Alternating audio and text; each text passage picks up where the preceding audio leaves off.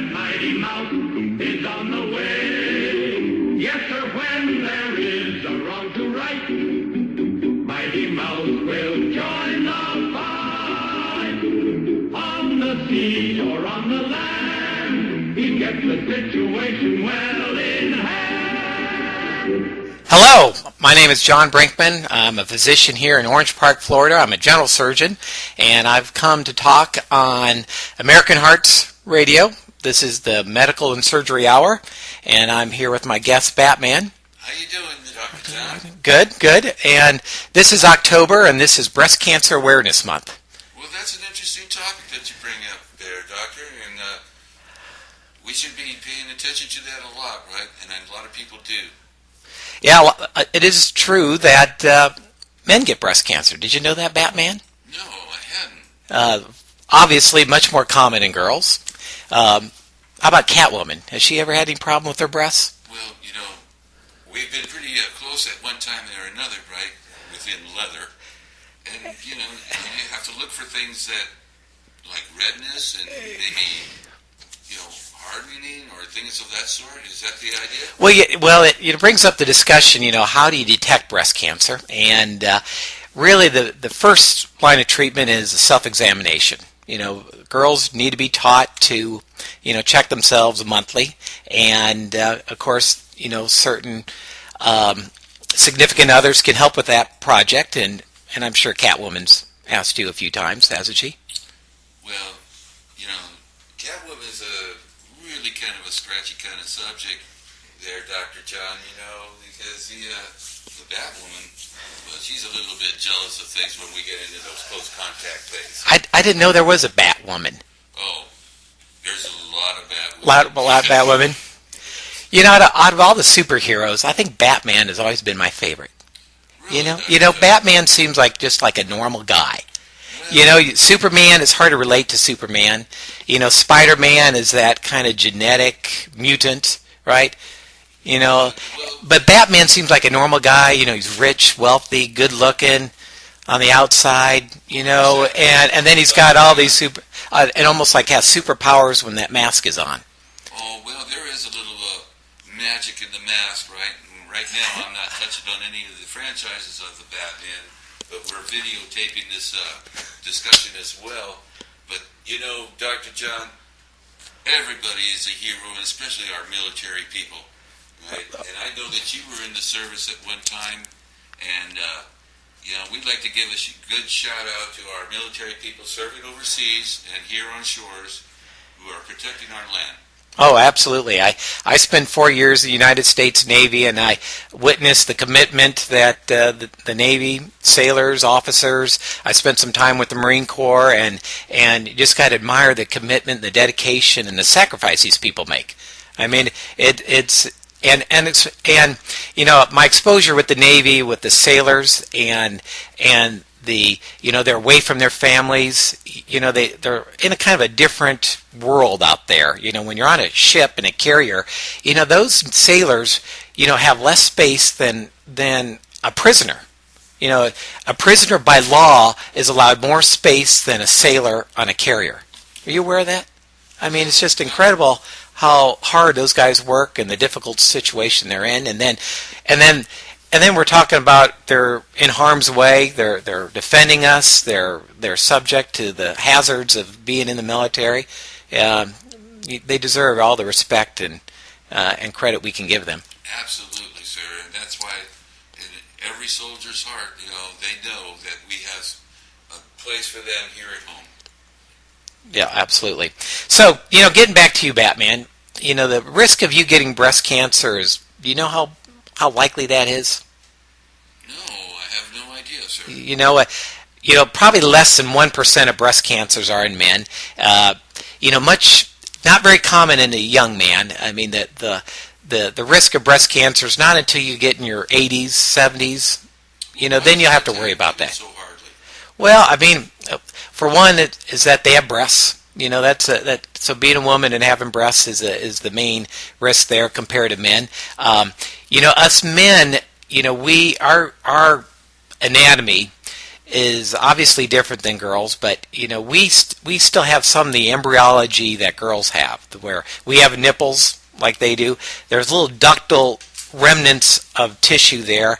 Now, we don't have the lobules that make milk like females do, but we still have some embryologic remnants of nipples and some ductal tissue that is very primitive. And as a man gets in their 80s and there becomes a little bit of an imbalance in our hormones, where we make less androgens and the testosterones and more estrogens come into play, then the risk of breast cancer arises. Now, how about women? The risk of the lifetime risk of a woman getting breast cancer? Well, it's got to be pretty popular. Everybody's out there now with pink ribbons. Yeah, oh yeah. So if you and Batwoman have a daughter, her lifetime risk of getting a breast cancer is 1 in 8. Now, it's and it goes up with age. A girl in her 20s and 30s, it's a 1 in 5 or 10,000 chance they could get a breast cancer. But as they go up in the age and it kind of reaches a peak in their 70s and 80s, but the lifetime risk of a girl getting breast cancer is 1 in 8. So it's pretty significant when you think about that. And we spend a lot of money screening for that. Now the well, these screening tests, other than, getting in there complicated, right? Like you said, the self-evaluation is fairly simple, isn't it? Yep, and it's pretty much a free test. It doesn't cost any money, and so that's a thing that girls need to get in the habit of checking themselves every month. And there have been studies that say, well, that doesn't really show any benefit. And when you do these population-based studies where you have to study thousands and thousands of ladies and comparing girls that do screening self-examinations versus not, sometimes it's hard to prove a benefit, but it's hard for like a man to do a self-exam for his prostate cancer. Pretty hard to do a self-examination for colorectal cancer. Pretty hard to do a self-examination for lung cancer. But when you think about it, the breasts are right there at the surface. So, in theory, somebody who's very meticulous and in tune to their body, can check themselves and detect cancers, hopefully at an early stage. And when a physician only sees a girl maybe once a year to do their annual checkups, it's hard for that physician to really know, the girl's breast exam and that, and so that's why I think it's important that they do that. Now, it does put a little bit more responsibility on the individual, and breast cancer can be such an emotional thing, emotional topic. This breast cancer, I know it's pretty serious at times, right? But is there other things that bother women upon their breasts that that they may mistake that for breast cancer? Well, there's a lot of things that can cause lumps in the breast, and the vast majority of lumps that a girl will find are benign. There's common lumps like what we call fibrocystic disease, where a girl will feel, typically it's a tenderness. It'll be a tender lump on examination. Usually can be cyclical. It'll vary in their menstrual cycle. In those situations, it's a decision whether to do a biopsy or not, but based on the clinical exam, and then we usually supplement it with x-rays and mammograms and ultrasounds. A very common lump in girls in their teenage years is called a fibroadenoma, which are benign lumps, not precancerous, don't require a whole lot of concern other than a teenage girl will feel a lump, and there's always that concern about the potential for cancer, but it's a 1 in a million chance that could be malignant. A very common thing is just having a cyst, which is just a benign fluid-filled sac in the breast. Another benign, non-cancerous, not pre-malignant condition. And then, certain types of breast infections can occur, abscesses, and then the breast is covered by skin, and so sometimes you can get just different skin lesions that can occur anywhere in the body, but occurs in the location of the breast also raises some suspicion that it could be something more serious. Well, that's good news too there, doctor, because I'm not being a woman, but if I had found something on my breast, right, and, I would be kind of in a scary way. And, being a doctor as you are, right, that leads me up to another question. How do you calm down a patient that might be thinking that, I have something bad? After all, a lot of people come to a doctor when they're thinking they're ill or something. Well, and breast cancer can be a very emotional concern. Just to be diagnosed with any cancer is just devastating on most people. And breast cancer, there's a lot of emotional aspect of that. A lot of times a girl will feel victimized if a cancer is advanced, and normally you'd think in this day and age of screening mammograms and the awareness of breast cancer that we really shouldn't see too many advanced cases of breast cancer, but unfortunately we do, where we'll see girls with large masses that are malignant.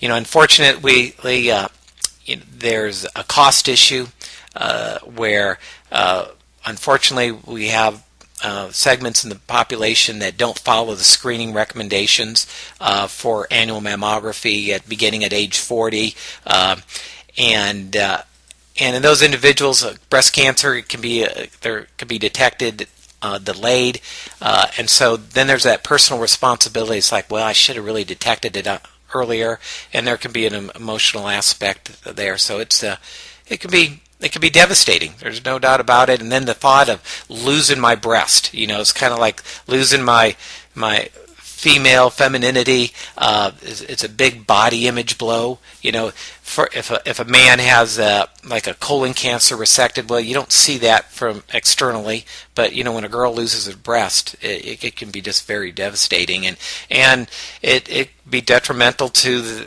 her own sense of well-being.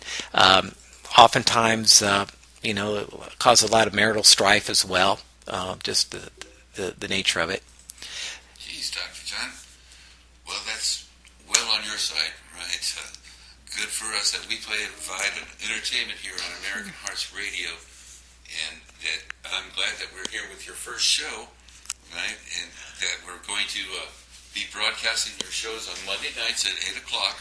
Yes. And then thereafter, if any of your audiences have any questions that they might want to draw in, do you have a website that they can contact you on? Well, I'll give you my email address. It's jbrinkmanmd at North Florida Surgeons, NFLsurgeons.com.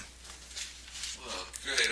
I know that some of our audience out there is going to be contacting us, because I'm certainly learning some things here, and I know that we'll have a lot of other interesting topics coming up in the near future, and we have other shows here on American Hearts Radio that are very entertaining as well. Doctor, had you known that? I'm learning that American Hearts Radio has a great deal of topics and a lot of information there. What are the other shows they have? Well, we have our law shows, and we have rock and roll shows, and we have the blues hours, and we have some of our corporate sponsors are even famous as well. It's the Van Zamps from the Leonard Skinner Band are well supporting our radio shows now, right, and are listening out there, and we'd like to let them know that we know that they're out there as well. Well, having their support, it gives you a lot of credibility. There's no doubt about that. Excuse me, Doc? Yes. Didn't you do the Johnny Van Zant's hernia? Well, we got to keep patient confidentiality. Okay, so I'm not going to answer that question because of HIPAA violations. Well, there you go, right? The doctor knows some of the law. He must have been hearing the law hour with Neil. It's part of that Health Information and Portability Act, where we're not supposed to give out any information on people. It's kind of almost like on a football game. You notice where a football player gets injured, and if they ask the doctor, about the injury, it's like, well, it's patient confidentiality, doctor-physician relationship. So it's kind of an important thing. Good for you. So we respect that. Good for you, right? Yeah.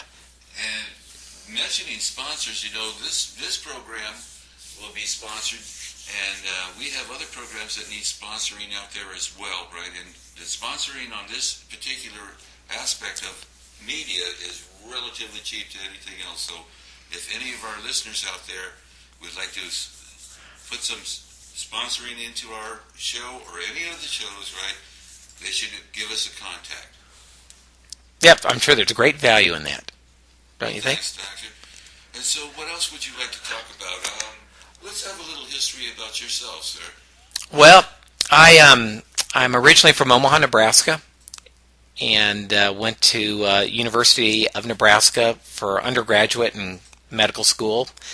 And then from there, I did my general surgery residency training in Dallas, Texas, at a hospital called St. Paul Medical Center, which was affiliated with the Parkland Medical Center. And then from there, after I finished my residency, I spent 4 years in the United States Navy, and then I moved out here to Orange Park, Florida.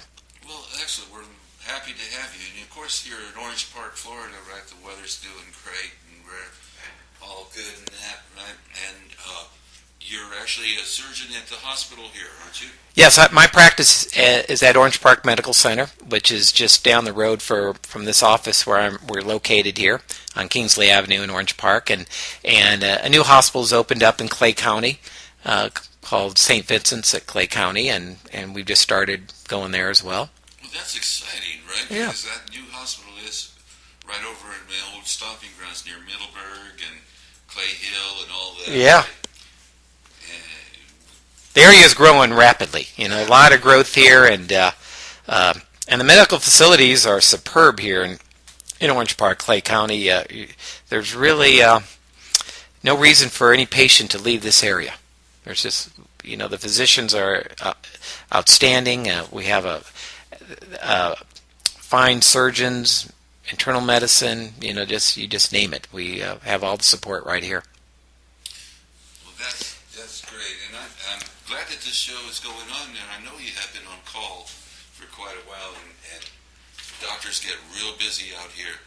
And, we have Sergeant Bird Dog, right, that is the POW in Afghanistan since 2009, and we've been, in every show that we do, we've been out there giving a shout-out and asking people to lend their support and trying to get this poor man back to our shores. So he's been there for 4 years. Is that right? That's right. I mean, there is no reason why this My gosh. be able to come home, right? Wow. That's quite a commitment. Imagine it was your son. Yeah. They shouldn't turn a blind eye to this. Oh, no. I don't understand how a tour could be that long. 4 years. He's been captured and been under prison for so long, right? And, the negotiations, it seems like it's just been going on that it's like nobody really cares anymore. But we care. Yes. Absolutely. There's no, being a POW has got to be the worst punishment that Okay. has to offer. I wasn't aware that we had that many POWs over there. We only have but one, sir. He's the only one. He's the only one. And you think this great country could bring one man back to its shores? Oh, wow. Yes. No, I mean, that is not well publicized at all. I mean, that should be. No, but there's other causes here at home that we also support, right? That the military is involved with. Our Wounded Warrior Project, right? You can contact us on our website. If you're listening on the American Hearts Radio Network right now, you're just that close to contacting us on that particular project as well. All right. And so, now, not to stray away from the breast cancer and things of that sort, but your surgical talents take you all throughout the anatomy, wouldn't you say? Well, I'm a general surgeon. When you hear the word general surgeon, it kind of means, well, what does that do? I mean, most the surgical specialists and most of the medical specialists kind of identify a specific anatomy part, right? I mean, you think of a cardiologist. What does a cardiologist does? He works on the heart. There you go. A neurosurgeon, what does he work on? The brain. Orthopedic surgeon, works on bones. And a general surgeon is like, well, what does a general surgeon do? And we do a wide variety of things. The original training for general surgeons back 100 years ago meant that those surgeons did pretty much everything. I mean, they did craniotomies. Everything was very new back then. And did thoracic surgery, abdominal surgery, orthopedic surgery, urology surgery, gynecology surgery. And so then as medical knowledge progressed and procedures became more technology driven and more details there, the need for specialization came about. And so in general surgery, a lot of things kind of splintered away, and so most general surgeons' practice consists of doing some basic head and neck surgery like thyroidectomies, parathyroidectomies. We're the ones doing the breast cancer surgery, which includes removing the entire breast, doing lumpectomies, which we do more and more now, and then we reserve the plastic surgeons to do some of the reconstruction options. Not too many general surgeons do thoracic surgery, which is in the chest, but occasionally we'll do some thoracic surgery depending on the process that's occurring. We take care of the trauma patient. So at Orange Park Medical Center, we have a trauma center, which they're still in the process of working out. But so the general surgeon does trauma. So if somebody gets shot in the chest, it's somebody like me that takes care of that person, which means sometimes performing a thoracotomy. They've missed, but they've come close. Yeah. Well, it's always amazing that bad guys always have a bad shot, isn't it? Yeah. They always kind of just wing you. It's just kind of. And I swear, they never really hit the. I think I can count to 6, but they got a couple of more. Yeah. With that too. Yeah. Yeah. Now, that helmet you're wearing, is it bulletproof? No. Not really. And, so. As professionally things go, we can't give out all our secrets. Okay. All right. But getting back to the general surgeon, so I start at the head, chest, and then abdomen. We do appendectomy surgeries, acute appendicitis, gallbladder surgery, basically anything in the intestines, all the way from the distal esophagus, stomach, colon cancer. So we do a wide variety of things there, and then we take care of some of the extremity, the soft tissue infections that can occur in the upper and lower extremity. If an amputation is required, we do those type of procedures. So it's a wide variety of things, and that's why we call it general surgery, because we're kind of generals. A little bit different than a general practitioner. A lot of times I'll say, I'll hear from a patient say, so you're a GP, and I go, well, I'm a general surgeon. It's like, well, then why don't you specialize? Well, what we do is a specialization. After medical school, it takes 5 years of training to become a general surgeon, and so it's still a very rigorous Do you have approach. A lot of studying that you have to keep up with from time to time? Yeah, we're required by the American Board of Surgery to have so many continuing medical education hours, to maintain our board certification. There's also requirements by the Florida Board of Medicine to keep our licensure. So, yeah, we're required to do a fair amount. Wow, that's something else. I hadn't known that, Doctor. Well, Dr. John, how you must arrive with a lot of ways that you're going to recognize symptoms and things like that. And then, how, like if a patient comes in, obviously to the emergency room, and he's bent over and stuff, but he's not quite actually, but that he has like maybe kidney stones, right, or something like that. How do you actually, diagnose that? Well, that... in about a minute, we can get the answer on that. What do you say? We'll talk about that in a minute. Sometimes you plan your visit to the doctor, sometimes you don't. But you need certain medical services that are important to your health and your family's health. You only want to be well. You don't need the added stress of trying to figure out if you can pay for the health care you've received. That's where American Medical Billing Relief Services, or AMBER services, comes in. We can help you reduce your medical bills. Money Magazine estimates that errors such as multiple billings, undocumented charges, non-billable charges, incorrect diagnosis, unwarranted denials by insurance, insurance paid at incorrect rates, and human error cost the American patient over $10 billion per year. Did you know that, at a minimum, most hospital bills are inflated by 25%?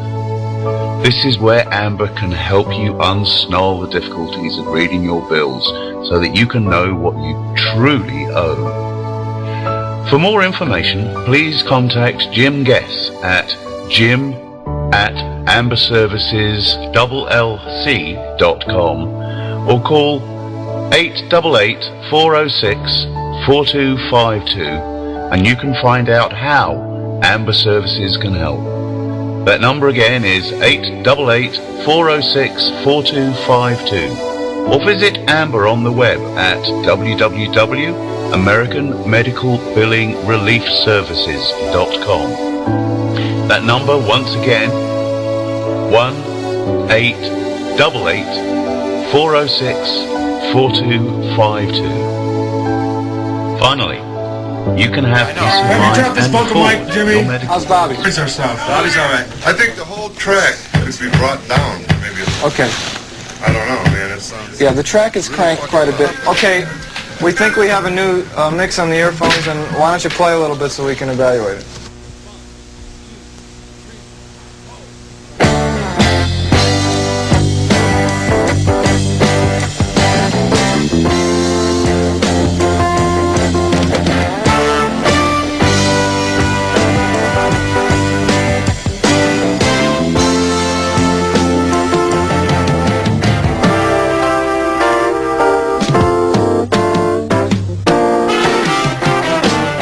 I do believe in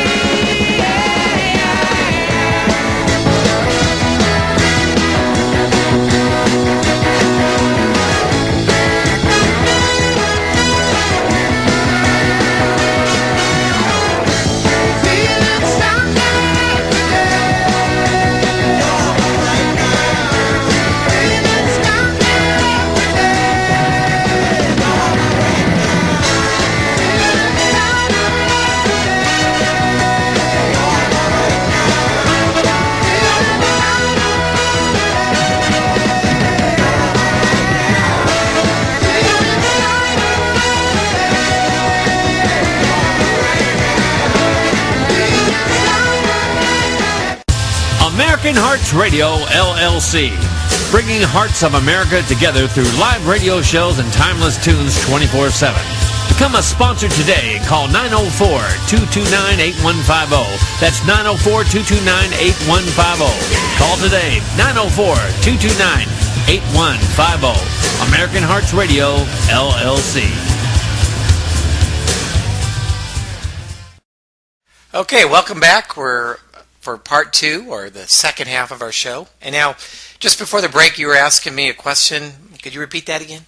Oh, right. For our radio listeners on American Hearts Radio, I asked the doctor what he uses to diagnose some symptoms when people come into the emergency room. Well, what I was taught in medical school is that if you just listen to the patient, 90% of the time, they'll tell you what the problem is. And so it's just a matter of having a knowledge base of the symptoms and the disease probabilities. In our mind, we always kind of, when we hear a complaint, it doesn't matter if it's headaches, chest pain, abdominal pain. If a physician does a very thorough history and physical examination, and the key thing is the clinical history. Just hearing the patient make a statement of their complaints and their symptoms and the progression and the timing and the quality of their discomfort and pain and whatever. 90% of the time we can come up with a diagnosis, or at least what we call a differential diagnosis. So say we have so many different possibilities of what this is. If somebody comes with a chest pain, is this a heart attack? Is this gastroesophageal reflux? Is this a pneumonia? Things on and on and on. So the clinical exam is the most important part of it. Now, we're living in a day and age of technology. We have these fancy CAT scanners, MRI scans, we have innumerable blood tests, and a lot of times we rely very heavily on that. It's a very objective test. And sometimes the art of medicine is kind of lost because we rely so much on the technology. Well, Dr. John, do they really, if they take a sample of your blood and a sample of your urine, right? How much information can they get from that? Oh, you can get an enormous amount of information. With a blood count, you can tell if a person's anemic, what kind of anemia they have. You can find out if they're white blood cells, which is an indicator if there's an infection, if it's elevated. If it's real high, that can be a sign of leukemia or some malignancy. So there's a lot of information to be obtained from a blood count. Well, when you send these tests in, do you usually ask them for what you might be looking for? Well, yes. And it kind of depends on the condition. If I think you're experiencing symptoms of anemia, say, maybe your blood pressure's low, your heart rate's tachycardic, where maybe you've been coughing up blood or you've been vomiting blood, and I'm concerned about anemia. Blood count is the most appropriate thing to do. If I think you have an infection, I'm interested in knowing what your white blood cells are. And so there's a lot to be gained. Urinalysis, we look for mostly urinary tract infections or blood in the urine. So there's blood tests that can be done. We can do blood tests to even look for signs of heart attack. There's blood tests that can be done as cancer markers. There's a lot of different blood tests out there now. And then from the lab work, you go to the screening tests like X-rays, and there's, like I said, CAT scans, plain X-rays, ultrasounds. So there's a lot of tools that a doctor can use outside the body, rather than the old exploratory surgery and things. Right. It's pretty rare anymore that we just do exploratory surgery without any idea what's wrong with the patient. When I was in medical school years ago, exploratory surgery wasn't all that uncommon. Somebody came in with an abdominal pain, and there's in the abdominal cavity you have a lot of things that can go wrong. Anywhere from a problem with the stomach to the appendix to the intestines, and there's just a number of things. And before CAT scans came out, the physician really had to use his clinical and physical exam skills to make that diagnosis. Is this a problem that requires exploratory surgery or not? Nowadays, with CAT scans and MRI scans, it's pretty rare we go into somebody not knowing what we'll find. Now, in general surgery, we still come across that. We'll see patients that have an abdominal problem, not sure if this is like a ruptured appendix, maybe a ruptured colon cancer or ovarian cancer. There's a lot of different things and where we have to go in and do exploratory surgery. And then the challenge is knowing what to do, when you find something unexpected. Doctor, I think you would have to be very careful as well because there's a lot of drugs out there that can help people, and there are a lot of them that can actually hurt people, right? And being a doctor, you probably, how do you know to give someone some kind of medical medicine of some sort? Well, in my specialty, in general surgery, usually the decision I have to make is when I see an individual is, does this person have a problem that requires an operation, or is this a problem that I can treat with medications? Now, usually it's fairly straightforward in my practice. Usually with somebody that has, say, a gallbladder problem, the most common treatment is just to take out the gallbladder, and what we do nowadays is what we call laparoscopic cholecystectomy, and that's kind of the standard treatment. The challenge for the surgeon is to diagnose whether the patient has a gallbladder problem and whether that's really the cause of his symptoms. And then once we make that cognitive decision, then the next aspect is that the technology or the surgical technique in taking care of the problem, removing the gallbladder. Now, there can be some options, say even with appendicitis, do you have to take out the appendix? And the standard treatment is just to take out the appendix, and we most often do a laparoscopic appendectomy. And laparoscopic surgery means we make small little cuts where we make a little cut, about that big, half an inch in size, and put a scope in and blow the abdomen up with carbon dioxide gas like a balloon.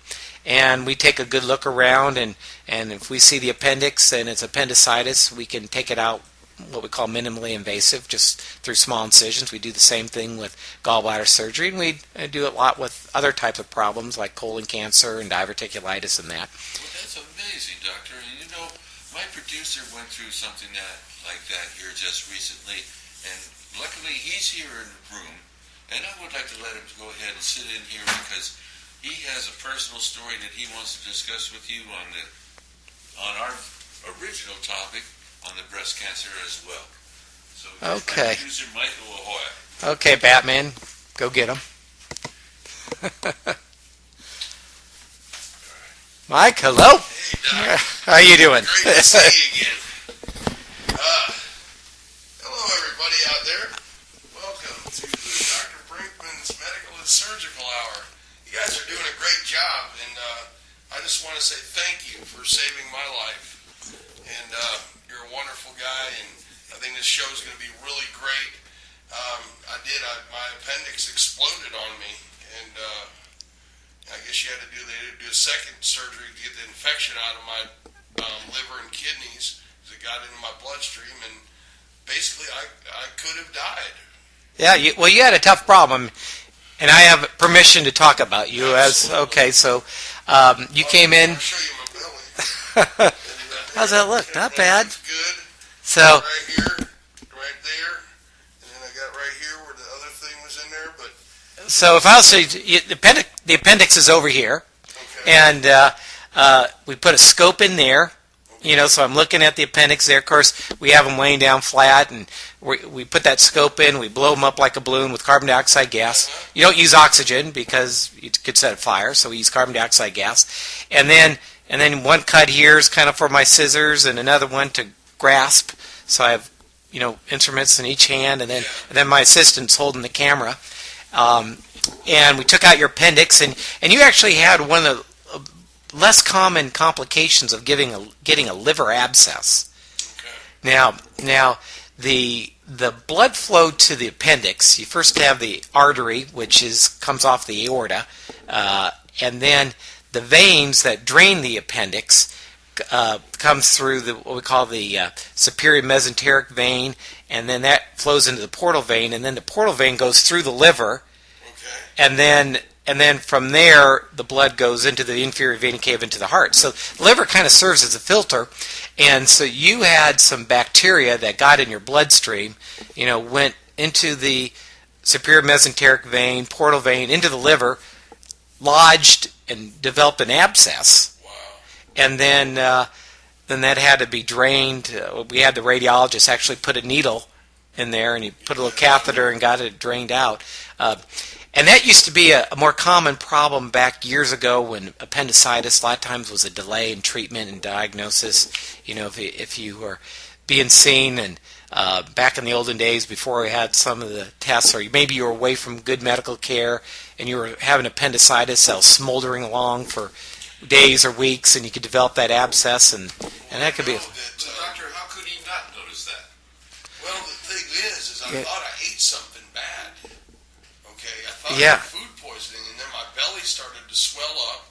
I actually got very, very weak, and then before the hard pain hurt, I was almost like hallucinating. I think I was waiting too long or something. You know how guys are; they think, oh, I can just shrug this off, and it's really nothing, and I didn't, and thank God my girlfriend, Joy, was there. She got on Google and was, what are your symptoms? What are your symptoms? And then, she said, I think it's your appendix that is rupturing, and she was right, and, I had called 911, and, I guess I called them in time, because how long do you have? If something goes wrong and you don't get that treated, you have a ruptured appendix, how long do you have to live? Well, I mean, it's a hard question to answer, because nobody's really done any clinical studies to take a group of people with appendicitis untreated and see what happens to them. And now we've done studies like in what's your gut feeling? You don't have too long, basically. I mean, because they say you can die from that. It probably takes days, weeks. It's kind of like in the Wild West. If a gunslinger had respect for his enemy and he was going to kill him, usually just shot him in the head, and just ended it. Now, if he didn't like his enemy and had no respect for him, he may shoot him in the abdomen. Maybe that bullet, instead of hitting one of the blood vessels and he'd bleed to death, would just hit the colon and put a hole in the bowel.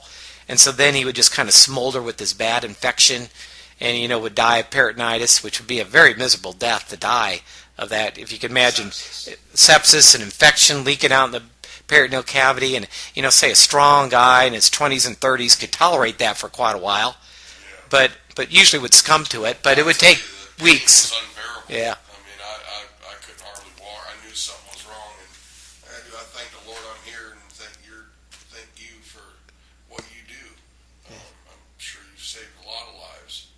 And appendicitis is a pretty common thing, and probably more common than breast cancer. It's I look at surgeons and doctors and nurses as like angels. They're put here on the earth to help people, and that's your calling.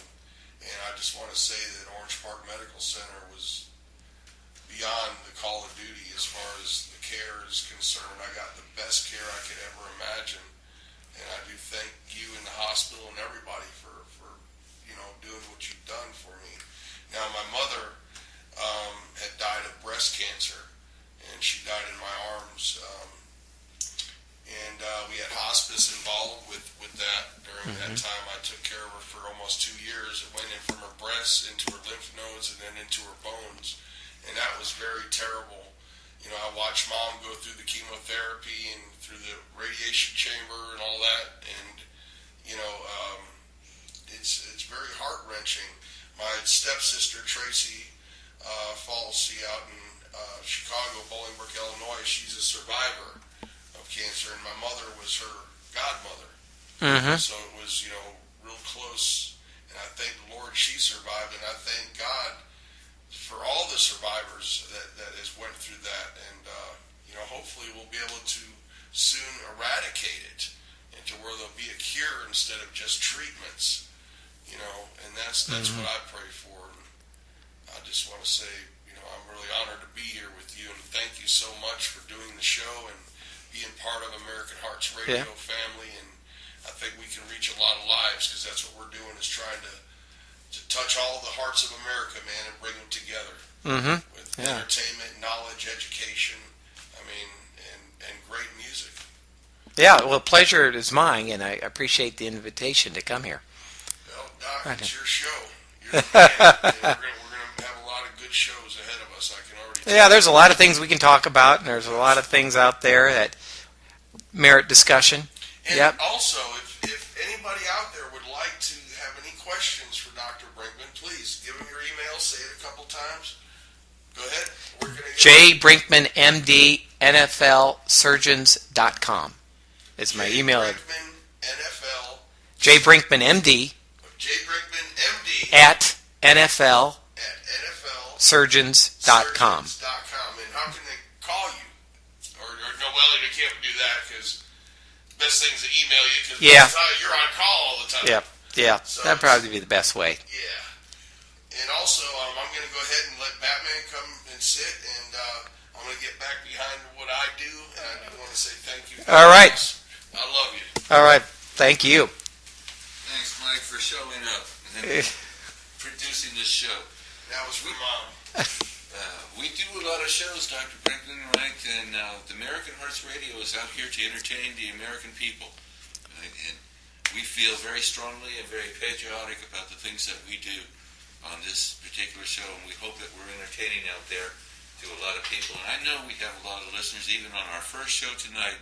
And as Mike has told everybody out here, right, we're over here in Orange Park, but our show broadcasts on the internet, and it touches worldwide. So we know that there's a lot of people out there that will be contacting us in the future, and we will set up different ways that they can contact us during your live performances. And I think that would be all right with you, wouldn't you say, Doc? You know, that would be great. It would be great to get some live interaction with people and, one-on-one conversations directly to another person. That'd be fun. Oh, good, because we are pioneers in this industry as it sits now. And as time goes on, right, the technology and the effort and the will be there. So how long has the show been going on? Your radio station now? Well, we've been up and running for at least a couple of years now, right? And we have a lot of entertainment on throughout the whole day and all night gamut, right? So, whenever there's free time on the internet and you just want to hear something good, or you just want to tune into one of our radio programs and things of that sort, right? There's all kinds of ads and things that we put up that you can contact us, and you can listen to almost anything that we broadcast at your leisure. Okay, that sounds very convenient, very easy to do. You have easy access. Everybody's got a computer. Well, almost. Some of them break down, some of them get locked. Well, even the Batmobile was up for sale at one time, but hey, times get hard, but we still push through, don't we? Yeah. So now, getting back to this breast awareness. Now, we want our audience out there not to be, afraid of any of this, right? But this is just a general information, and the best medicine here, right, is, contact your physician early. Well, yes, I think the key with any cancer diagnosis is catching it at an earlier stage. Early detection is the key, and success of medical treatment and survival and that. So that's why, we believe in doing the self-examinations that should be done. The screening tests, right now the standard is mammograms, between the ages 35 and 40, and then yearly after age of 40. And there's been some controversy, amongst in that regard. You probably recall 2009, a few years ago, where the government and their preventive task force said we shouldn't be doing mammograms before the age of 50. Do you remember any of that? Did Catwoman talk about that with you? Irritated? It was mentioned about radiation, but it wasn't mentioned about, yeah. So there's some controversy because we're at a time where we have a big budget deficit. We spend a lot of money in healthcare, And that's another topic I'd like to talk about at some point is, how can we be more efficient in the spending of the healthcare dollar? We're in this age of Obamacare and try to make healthcare affordable. What's the best way to spend money for it? But right now, the screening for breast cancer is done with mammography and physical examination. But it's not cheap. Even though a mammogram may cost $100 to do, it still costs, when we compare studies, is like, how much does it cost for us to pick up or save a year of a cancer death? And sometimes it's hard to calculate these numbers, but it may be $30,000-$40,000 is what we spend to maybe save 1 year of life. And then it gets into that debate, okay, what is an appropriate amount? If we spend $1 million to save a person from a cancer death, it may certainly worth it if you're that individual. Can we as a government or as a society, afford to spend that kind of money? Those are all tough questions because, there's a cost there and somebody's got to pay for it and these are interesting things we can talk about to get into the epidemiology of disease and the statistics and how we need to go about in the practice of medicine. Well, early detection. But early detection is the key. It's cheaper on you too. Yeah. Well, that's good because there's a lot of concern about the pocketbook. It's not easy getting the Batman insured with the kind of career that I've been pursuing, right? So, healthcare, is not on my top priority as for buying things. But you have Bruce Wayne, to help, fund your expenses, don't you? Ooh, if I could only get a hold of him at times, right? He's been a little vague in these times, right? I think he's hiding out. Okay. But you really have no lack of patience, do you, Doctor? Well, I think our practice is doing fairly well. There's Clay County is a growing area. And now you're expanding out to this new hospital out there in Clay County, right? So actually, you'll be seeing other people in a more different region, but still, right? You contact a lot of people then. Right. I mean the Orange Park area, like I said, is growing. The need for another hospital exists, and so that's why there is a second hospital here. And I'm able to work at both places, so we're happy about that. Dr. John is amazing, right? And then just like we are out there contacting our people all the time, right? That's why we bring this entertainment to you. My producer is pointing at me because we had met on some circumstances that I'm going to bring up a little later in another show, right? Okay. But because we don't want to give out all our good flavoring stuff all at once, do we, Doctor? No, we got to save something for later. There you go. There you go. But if there's any information out there that the audience really wants to, step on or want to hear about or anything of that sort, we're readily available to answer your questions, aren't you, Say? Yep, I'd love to answer any questions that I can. Okay. Is there anything else that you'd like to add? We got about 5 minutes left. Well, I mean, should we talk a little bit more about breast cancer? Do we want to wrap that up? So we just really scratched the surface on it, and I brought up that the frequency of the disease. We said a lifetime risk of 1 in 8, and we talked a little bit about the screening for breast cancer, which in self-examinations, mammography. Then the question is, what does a girl do when she feels a lump in her breast? And obviously, it's something that needs to be checked out by her physician. Then it often is required to have a biopsy done. And then from there, there's a number of treatments for breast cancer, and the surgical treatments have changed through the years. When back 100 years ago, there's a surgeon named William Halsted. You ever heard of Halsted? Not until now. William Halsted, one of the pioneers of surgery. Back then, they did radical mastectomies, and that means just removing the entire breast and the muscle, and it was a very debilitating, disfiguring operation. It's kind of swung from doing that to doing less invasive surgery where we just do lumpectomies, and there's different forms of radiation we use and different forms of chemotherapy that are used. So, there's a lot of improvements made in the early detection of breast cancer. The treatment isn't as disfiguring, and then there's chemotherapy options. If a woman does feel a lump in her breast, right? What's the various size? Does it go from very small to large, or is there about the earliest a person can feel a cancer in most girls would be like a 1 centimeter tumor, which is about that big, 3/4 or 3/8 of an inch. Any smaller, it's pretty hard to feel that unless it's very superficial.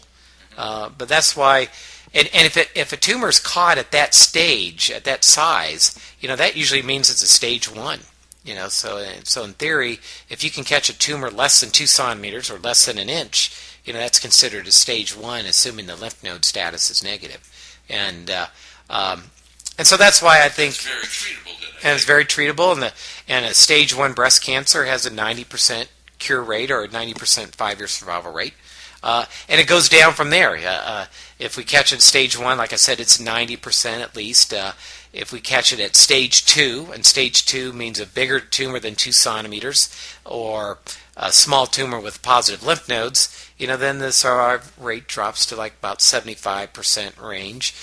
Stage 3 is when you have multiple lymph nodes or a tumor greater than 2 inches in size. And then the survival rate, drops in the 40%. And then if it's stage, stage 4, then we're talking, a poor 5-year survival rate of maybe 15%. So it really drops a lot. So early diagnosis is key. Now, risks on the yes. One other question I wanted to ask, and I was a little reluctant because I'm constituting a couple of women, right? But does the size of the boob count? As far as the risk of breast cancer, probably not. Okay, that was small-breasted girls have the same risk as large-breasted girls. Now, there's some studies about dense breast tissue versus less dense, and there may be a difference there. Oh, a difference there, huh? And you hear that? A couple minutes left. We'll probably next week, since it is Breast Cancer Awareness Month, probably hit on some more topics. Yeah, there's a number of things we can talk about, like risk factors. That's another big topic of things. What is a girl's risk factor for breast cancer? That's always a question that is asked. It's like, if I see a patient with breast cancer and it's like, well, my mom didn't have it, why do I have it? And then there's some other risk factors other than family history, but that's the main one. If your mom or grandmother or aunt, sister, and then what can you do to prevent breast cancer? There's some things that can be done there. There's a lot more we can talk about with the treatment and surgical aspects of it, and right there. Next week. And there's a lot more we can talk about it. What bad time? What bad channel? 8 o'clock, right? 8 o'clock. 8 o'clock, and we're here for an hour, right? So American Hearts Radio. American Hearts Radio. Right, that's my producer back there, and he's he's one of our DJs as well. So he's got all this in his. Very talented guy, isn't he? All right, guys. Say goodbye to the world. All right. It's been a lot of fun. We'll see you next week. That'll be good. God all right. bless. All right. Bye. Thank you very much, Doc. Hey everybody, this is Johnny Van Zant from Leonard Skinner. You're listening to American Hearts Radio.